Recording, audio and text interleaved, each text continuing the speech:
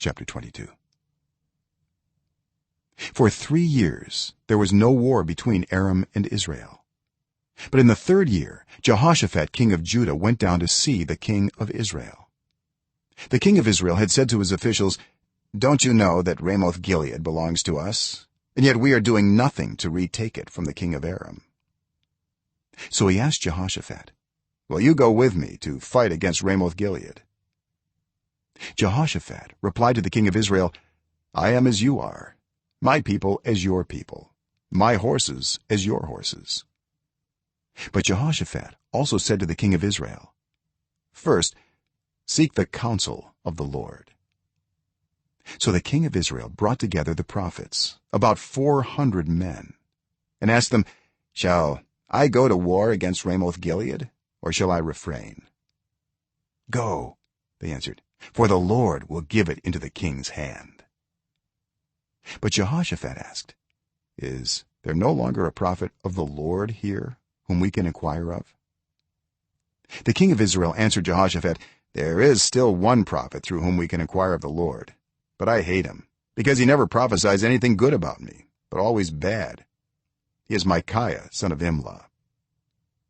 "The king should not say such a thing," Jehoshaphat replied. So the king of Israel called one of his officials and said, "Bring Micaiah son of Imlah at once." Dressed in their royal robes, the king of Israel and Jehoshaphat king of Judah were sitting on their thrones at the threshing floor by the entrance of the gate of Samaria, with all the prophets prophesying before them. Now Zedekiah son of Kenaanah had made iron horns, and he declared, "This is what the Lord says: with these you will gore the Arameans until they are destroyed." All the other prophets were prophesying the same thing. "Attack Ramoth Gilead and be victorious," they said, "for the Lord will give it into the king's hand."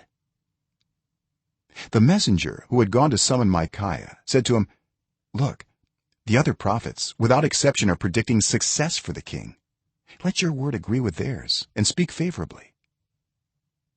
But Micaiah said, "As surely as the Lord lives, I can tell him only what the Lord tells me."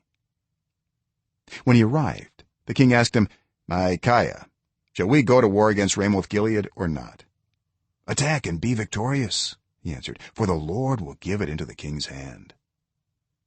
The king said to him, "How many times must I make you swear to tell me nothing but the truth in the name of the Lord?" Then Micaiah answered, "I saw all Israel scattered on the hills like sheep without a shepherd, and the Lord said, 'These people have no master. Let each one go home in peace.'" The king of Israel said to Jehoshaphat, "Didn't I tell you that he never prophesies anything good about me but only bad?" Micaiah continued, "Therefore hear the word of the Lord. I saw the Lord sitting on his throne with all the multitudes of heaven standing around him, on his right and on his left. And the Lord said, 'Who will entice Ahab into attacking Ramoth Gilead and going to his death there?' One suggested this and another that. Finally a spirit came forward, stood before the Lord, and said, 'I will entice him.' 'By what means?' the Lord asked. 'I will go out and be a deceiving spirit in the mouths of all his prophets,' he said. 'You will succeed in enticing him,' said the Lord. 'Go and do it.' So now the Lord has put a deceiving spirit in the mouths of all these prophets of yours. The Lord has decreed disaster for you." Then Zedekiah son of Kenaanah went up and slapped Micaiah in the face. "Which way did the spirit from the Lord go when he went from me to speak to you?" he asked. Micaiah replied, "You will find out on the day you go to hide in an inner room." The king of Israel then ordered, "Take Micaiah and send him back to Ammon the ruler of the city, and to Joash the king's son, and say, 'This is what the king says: Put this fellow in prison and give him nothing but bread and water until I return safely.'" Micaiah declared, "If you ever return safely, the Lord has not spoken through me." Then he added, "Mark my words, all you people." So the king of Israel and Jehoshaphat king of Judah went up to Ramoth Gilead. The king of Israel said to Jehoshaphat, I will enter the battle in disguise, but you wear your royal robes. So the king of Israel disguised himself and went into battle. Now the king of Aram had ordered his 32 chariot commanders, do not fight with anyone, small or great, except the king of Israel.